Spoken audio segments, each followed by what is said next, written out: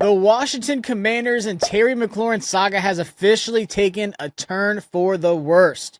This is a move that we should have all seen coming, though, as the All-Pro wide receiver has officially requested a trade from Washington. Let's talk about it.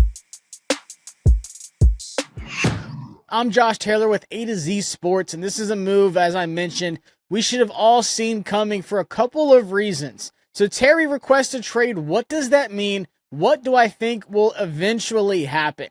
So Terry has played every card in his hand so far. He spoke out publicly for a long time. This wasn't just a quick mention of the team, but it was about 30 minutes of him speaking out a couple of weeks ago, just voicing his frustrations with the team and the lack of communication on a contract. And then it kind of progressed into him holding out of training camp, and then recently shown up to training camp where he's working on the side field with an ankle injury, supposedly. But he's still signing autographs. He's still out there with Buddy Baker, his agent. He's still applying pressure to the team and avoiding those fines by just being there at Commanders Park. So this was the next power move to make for Terry McLaurin and his camp. There was no other moves to be made, and I think this comes because there's still a lack of communication. There is no progress being made, if I had to guess, on these numbers and a deal getting done that Terry McLaurin is comfortable with.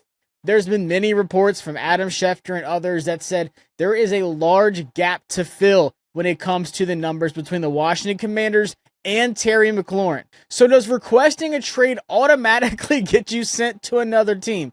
No. If you think about it, Lamar Jackson, T. Higgins, Myles Garrett. These are all players that requested a trade, and all three and many others were paid handsomely after that. Soon after that, Myles Garrett went on an entire tour on Radio Row, even wrote a letter wanting to be traded. Terry hasn't gone that far yet. Like I said, he spoke publicly to the local media after the commercial, and then now officially requesting his trade. But things could be worse, but still, this is not a sign that Terry will be traded to another team tomorrow, anything like that. You also have to think about this from Terry's perspective.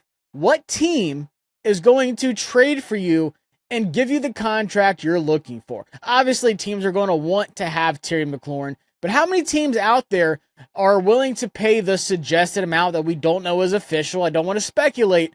If he is asking for, quote-unquote, considerably more than what DK Metcalf is making, around that $33 million per year, what team out there is going to give Terry McLaurin, who is almost 30 years old, a $35 million per year contract that he's satisfied with, and also give up draft capital that the Washington Commanders would actually accept? And I don't think they would take anything less than a second round pick if by any miracle they actually traded Terry McLaurin, which I don't see happening. So I feel like his camp is stuck in this situation.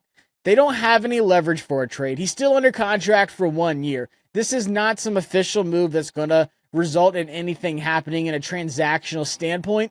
But when you think about what this does, like I mentioned, this is the last card he had to play. You've done everything else leading up to this. The next power move was to request a trade and put more pressure on Adam Peters and the Washington Commanders.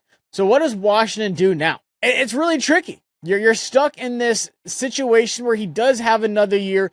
You don't really have any other contract to compare it to.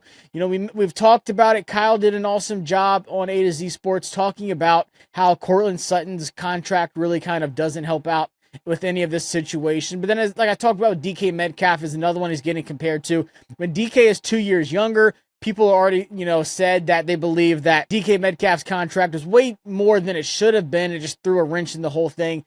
There's no one out there that you can really compare Terry's situation to, with his age, with the wear and tear he has, which is less than a lot of people at his age would have, but then also his production. The outlier in touchdowns last year, the major spike, does that go back down? What do you see out of Terry in the next 2 or 3 years? Now, I still think Terry is going to be a dominant wide receiver one for the Washington Commanders for the next 2 or 3 years, however long that contract ends up. But you also have to think about, if you're Adam Peters, you made all these trades for other players as well. Laramie Tunzel, he's going to want a new contract in the next year or two when his contract runs up. Marshawn Lattimore, you traded picks for. He's going to need a new contract. You got him at a reasonable deal on an existing contract. But then Deebo Samuel, he's really, betting on himself and going all in on a 1 year deal for Washington. They picked up the contract that he had with the 49ers.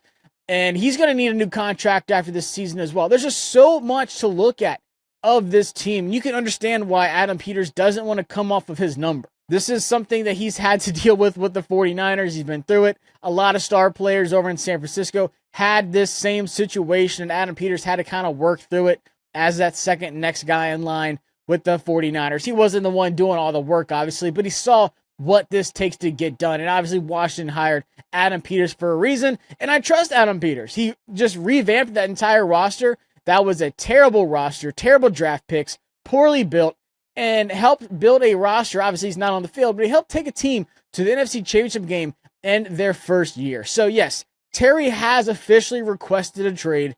This is not good. You don't want to really burn those bridges and hurt those relationships. And if a deal does happen, which I believe it will, either the middle of August or at the end of August, unless this speeds things up even more, what does that relationship look like for Terry McLaurin and the Washington Commanders? I'm not really too concerned with the other players that have to get deals done. They know it's the side of the business. Larry Tunsil's been through it before. Debo's been through it before. Marshawn Lattimore's been through it before. I mean, even Deron Payne might need a contract if he plays well. You just never know. But for Washington, they don't want to go all in on one player and put all of their eggs in one basket. A 30-year-old basket, by the way. Adam Peters wants to be smart and make sure that the team has longevity with success. You're not just going for a Super Bowl or bust in a one-year situation. You're building for the long haul. You got Jayden Daniels in his rookie contract. Make the most of that window until you write him a blank check a few years from now. So, yes, this is terrible. Of course, fans are going to be disgruntled with this, as disgruntled as Terry McLaurin is. But I say have no fear. Trust in Adam Peters. He hasn't let us down up to this point. And as I've compared to other players with Lamar Jackson, T. Higgins, Myles Garrett, and many other that were top of their position that needed to get paid and they requested a trade, they are just fine and happy in the situations they're in just now, like right now, because of what they did in requesting the trade and getting paid what they were paid. And I think the same will happen with Terry McLaurin. So we'll stay up to date on this. Check out A2Zsports.com for my latest articles and developments happening with the Terry McLaurin situation, and subscribe to the channel for more videos just like this.